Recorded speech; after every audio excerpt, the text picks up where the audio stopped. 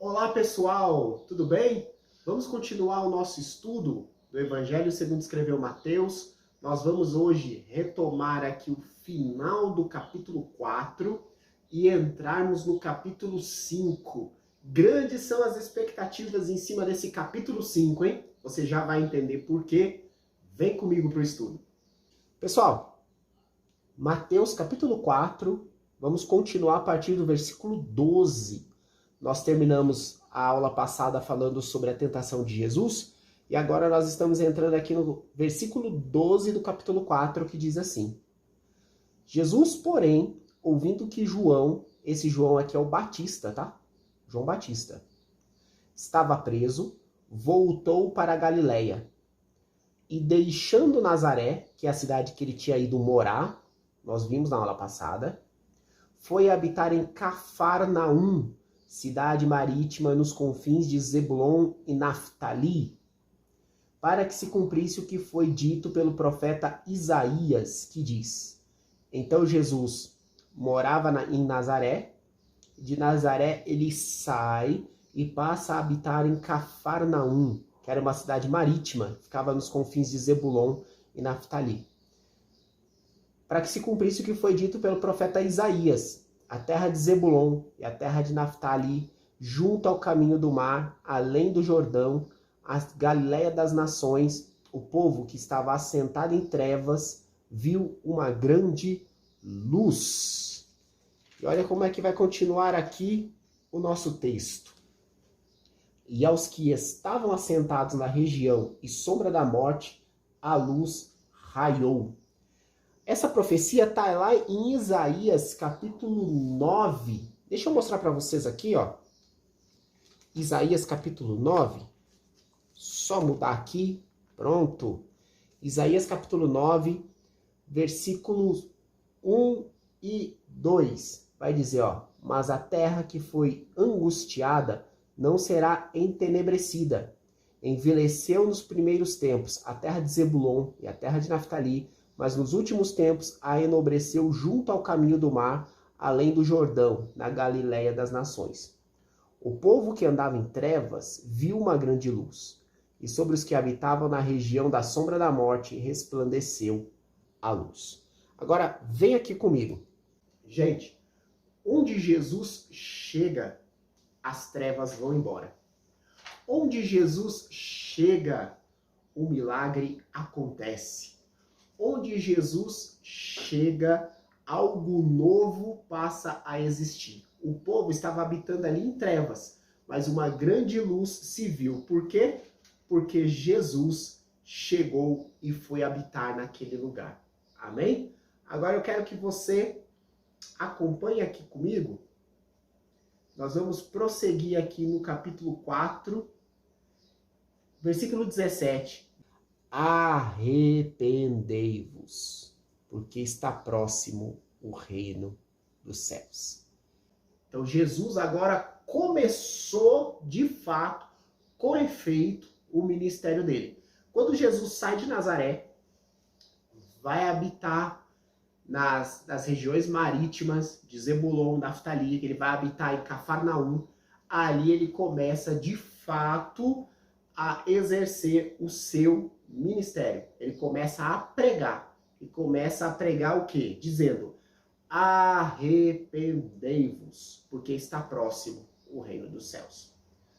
Agora ele vai chamar os primeiros discípulos. Olha só. E Jesus, andando junto ao mar da Galileia, viu a dois irmãos, Simão, chamado Pedro, e André, seu irmão, que lançavam a rede ao mar porque eram pescadores.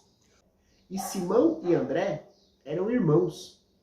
Eles estavam trabalhando na pescaria. Olha só. Disse-lhe Jesus: Vinde após mim, e eu vos farei pescadores de homens. Eles eram pescadores de peixes. E Jesus chamou e disse assim: Vem comigo, porque comigo vocês serão pescadores de homens. Sabe o que a gente aprende aqui? Eram pescadores de peixes. Jesus os transformou em pescadores de homens. Ou seja, Jesus sempre potencializa aquilo que você já tem. Na mão de Jesus, o que você tem, o talento que você tem, ele aumenta, ele faz se tornar algo sobrenatural. Pegou? Vamos lá. E adiantando-se dali, viu outros 2 irmãos, Tiago, filho de Zebedeu, e João, seu irmão, num barco com seu pai Zebedeu, consertando as redes. Eu quero que você se atente a esse nome aqui, ó, João. Esse João não é o João Batista. Esse João não é o João Batista. Que João é esse aqui? Esse João aqui é aquele que escreveu o 4º evangelho. Não é assim a galeria dos evangelhos? Mateus, Marcos, Lucas e João. Esse João aqui foi o que escreveu o 4º evangelho de João. E é o mesmo das epístolas, chamadas epístolas joaninas, que estão lá no final do Novo Testamento. Que nós temos 1 João, 2 João, esse mesmo João é esse João aqui, tá bom? Então, esse João é irmão de Tiago, filho de Zebedeu. E calma com os Tiagos também, tá? Porque tem alguns Tiagos. Então tem Tiago, filho de Zebedeu, e João, seu irmão. Eles estavam também num barco com seu pai Zebedeu, consertando as redes, porque eles também eram pescadores. E chamou-os eles, Jesus os chamou. E deixando imediatamente o barco e seu pai seguiram. A gente tem que parar para meditar nisso. Jesus chamou João, chamou Tiago. Eles estavam fazendo o quê? Consertando as redes. Porque eles eram pescadores. Então Jesus, quando os chama, eles imediatamente deixaram o barco, deixaram as redes, deixaram seu pai e começaram a seguir Jesus. Sabe por quê? Porque evangelho envolve decisão. Amigos, para viver o evangelho só tem um jeito: decisão. Você tem que decidir por Cristo e tem que seguir os caminhos de Jesus. Olha o que a Bíblia vai dizer. E percorria Jesus toda a Galileia, ensinando nas sinagogas e pregando o evangelho do reino e curando todas as enfermidades e moléstias entre o povo. Jesus percorria toda a Galileia ensinando nas sinagogas. Sinagoga é porque assim, ó, como é que funcionava essa questão de sinagoga? Existiam alguns lugares onde se tinha culto no tempo de Jesus. O primeiro era o templo, o segundo, a sinagoga, e terceiro, as casas. Então, o templo era para uma grande quantidade de pessoas, a sinagoga para uma quantidade média de pessoas, e aí as casas para uma quantidade mais reduzida de pessoas. Então aqui, Jesus começou a ensinar, tanto nas sinagogas, né? Percorria a Galileia, ensinava nas ruas, ensinava no caminho, e ensinava também nas sinagogas. Percorria Jesus toda a Galileia, ensinando nas suas sinagogas e pregando o evangelho do reino. Mateus vai trazer essa característica, tá, gente? Evangelho do reino. E tem gente que faz distinção entre evangelho e evangelho. Aqui Jesus está ensinando o evangelho do reino porque Mateus ensina que Jesus é rei.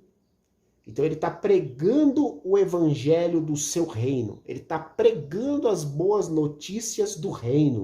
Ele está falando do reino. E curando todas as enfermidades e moléstias entre o povo. Preciso parar com você aqui para dizer algo para você. E tem gente que faz distinção entre evangelho e evangelho. Aqui Jesus está ensinando o evangelho do reino, porque Mateus ensina que Jesus é rei. Então ele está pregando o evangelho do seu reino. Ele está pregando as boas notícias do reino. Ele está falando do reino. E Jesus vendo a multidão, lembra que Jesus está sempre sendo acompanhado por uma multidão, porque ele se tornou famoso? Subiu a um monte e assentou-se. Aproximaram dele os seus discípulos. Porque segundo Mateus, Jesus aqui já tem quantos discípulos, gente? 4. Quem são os discípulos de Jesus até agora? Pedro, André, Tiago e João. E abrindo a sua boca, os ensinava, dizendo, ele vai começar dizendo, bem-aventurados. Sabe o que significa a palavra bem-aventurados? Bem-aventurado significa mais que feliz. Mais que feliz. Jesus vai dizer, mais que feliz, os pobres em espírito, porque deles é o reino dos céus. Ah, peraí, como assim? O foco, o objetivo do evangelho não é a cura.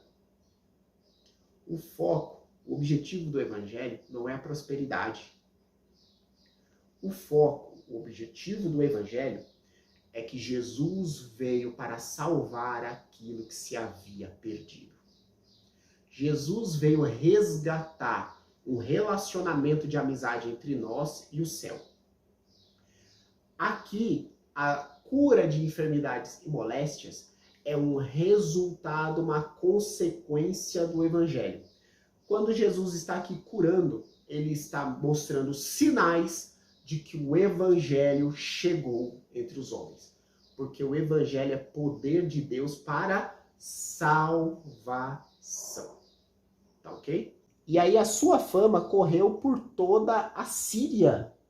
Síria já é fora do contexto de Israel, já é fora do território de Israel.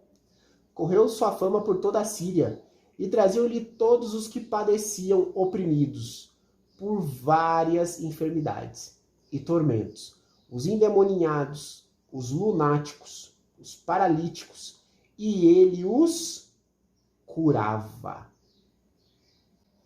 Mateus não está dizendo isso à toa. Sabe por que Mateus está dizendo isso? Mateus está dizendo isso com um objetivo. O evangelho cura. O evangelho cura. Nós vamos ver de uma maneira mais enfática isso mais lá na frente, tá bom? Mas o evangelho cura.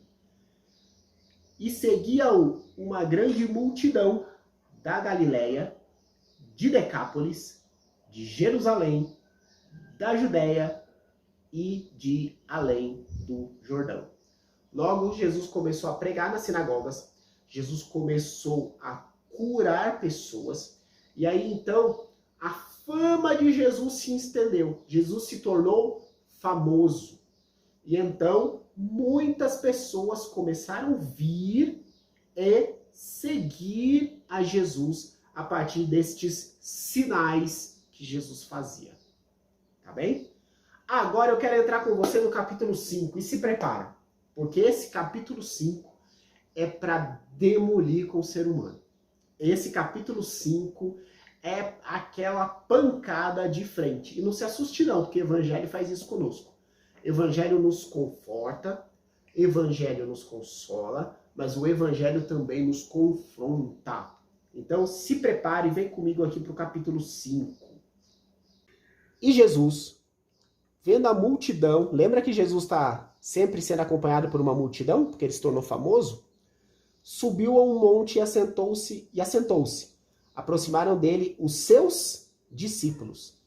Porque segundo Mateus, Jesus aqui já tem quantos discípulos, gente? 4. Quem são os discípulos de Jesus até agora? Pedro, André, Tiago e João. E abrindo a sua boca, os ensinava, dizendo. Agora se prepare. Hoje nós vamos finalizar aqui esse estudo do capítulo 5 com a receita da felicidade. Quer ser feliz? Jesus vai dar a receita da felicidade agora. Pega a receita. Ele vai começar dizendo, bem-aventurados. Sabe o que significa a palavra bem-aventurados? Bem-aventurado significa mais que feliz. Mais que feliz. Jesus vai dizer, mais que feliz, os pobres em espírito, porque deles é o reino dos céus. Ah, peraí, como assim? Pobre é bem-aventurado? Jesus vai dizer, mas o pobre em espírito. O que significa ser pobre em espírito? Pobre em espírito é aquele que tem necessidade de Deus. Pobre é aquele que tem necessidade. O pobre em espírito é aquele que entende que precisa de Deus. Jesus diz, se você entende que precisa de Deus, você é mais do que feliz. E o reino dos céus é para você. Ah, que isso. Mais que feliz, bem-aventurados os que choram. Aí o mundo, meu amigo, pira com isso. Aprenda algo. O Sermão do Monte é o reino de ponta cabeça. Que é isso? É o reino de ponta cabeça. Bem-aventurados os que choram, porque eles serão consolados. Esse choro aqui indica quebrantamento. E quebrantamento de quê, gente? É o choro pelo pecado. Esse choro aqui é aquele que entende que a nossa situação ela não é do jeito que deveria ser. Entende que nós não somos quem nós deveríamos ser. Mas todo aquele que chora, que entende que não está na posição que deveria estar, que por mais que você se esforce, você ainda deixa a desejar, Jesus está dizendo, você será consolado. Eita! Bem-aventurados os mansos, porque eles herdarão a terra. Essa expressão aqui, manso, indica equilibrados. Manso não é aquele que é apático. Manso não é aquele que está ali aceitando tudo. Não. Manso é aquele que tem o equilíbrio em si. Ele não é agressivo. Ele não bate nos outros de graça. Não. Mas ele também não é uma pessoa apática. E esse manso aqui, equilibrado, ele vai herdar a terra. Vem comigo. Bem-aventurados os que têm fome e sede de justiça, porque eles serão fartos. Essa justiça aqui é de fazer o que é certo. Então, mais que feliz é aquele que tem desejo de fazer o que é certo. Fome e sede de justiça. Tem desejo de fazer o que é correto. Então, esses aqui serão fartos. Amém? Então vamos lá, olha só. Bem-aventurados os misericordiosos, porque eles alcançarão misericórdia.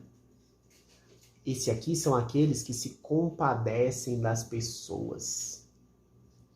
Aquele que se compadece dos outros, eles também vão alcançar misericórdia, serão compadecidos. Aqui tem uma lei da semeadura forte, né? Planta, colhe. Bem-aventurados os limpos de coração, porque eles verão a Deus. Os limpos de coração são aqueles que guardam o seu coração. Aqueles que não deixam subir ao seu coração coisas que não agradam a Deus. Não deixam o seu coração virar depósito de lixo. Então, esses que são limpos de coração, que guardam o seu coração, eles verão a Deus. Bem-aventurados os pacificadores, porque eles serão chamados filhos de Deus. Aqueles que não se agradam da contenda, aqueles que não se agradam das brigas. Os pacificadores, eles serão chamados filhos de Deus. Bem-aventurados os que sofrem perseguição por causa da justiça, porque deles é o reino dos céus. O ensino de Jesus é de cabeça para baixo, né? Tudo que o mundo de hoje em dia diz para você que não é bom, Jesus está dizendo, olha, se agirem de acordo com a minha palavra, tem bênção reservado para vocês. Bem-aventurados que sofrem perseguição por causa da justiça. Perseguido porque faz o que é correto. Perseguido porque faz o que é certo. Perseguido porque anda do jeito correto. Deles é o reino dos céus. Bem-aventurados sois vós, quando vos injuriarem e perseguirem, e mentindo, disserem todo o mal contra vós por minha causa.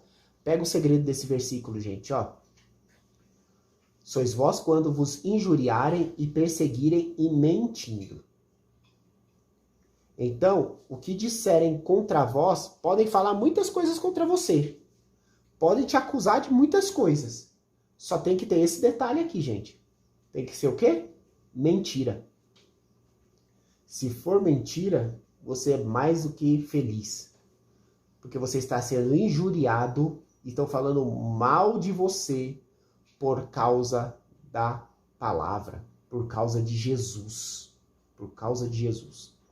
Exultai e alegrai-vos, porque é grande o vosso galardão nos céus. Galardão é prêmio. Porque assim perseguiram os profetas que foram antes de vós. O que nós aprendemos aqui? Quer ser feliz? Quer ser feliz? Entenda que você necessita de Deus. Chore pelos pecados. Seja equilibrado. Tenha ardente desejo em fazer o que é certo e ver acontecer aquilo que é certo. Tenha misericórdia das pessoas. Tenha o coração limpo. Não deixe seu coração virar depósito de sujeira. Seja pacificador. Seja promotor da paz. Seja perseguido por causa do nome de Jesus.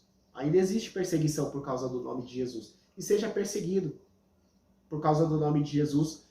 E que mintam a teu respeito, porque você faz aquilo que é certo e não agrada a maioria. Se você viver assim, grande é o vosso prêmio e galardão nos céus. É isso que Jesus está falando. Essa parte do estudo eu vou encerrar por aqui. No nosso próximo encontro, nós vamos continuar em Mateus capítulo 5, a partir do versículo 13. Vamos falar sobre sal da terra, luz do mundo. Por que Jesus nos compara com sal? Por que Jesus nos compara com a luz? E vamos aprender mais da palavra do Senhor, tá bom? Deus abençoe a tua vida. Muito obrigado pela tua presença. Coloca aqui nos comentários. Coloca nos comentários qual foi a parte que mais te impactou deste estudo. Vamos promover aqui esse estudo. Vamos continuar falando da palavra de Deus. Coloque aqui qual foi a parte que mais tocou o teu coração nessa palavra de hoje. Tá bom? Deus abençoe a tua casa. Deus abençoe a tua vida. Em nome de Jesus.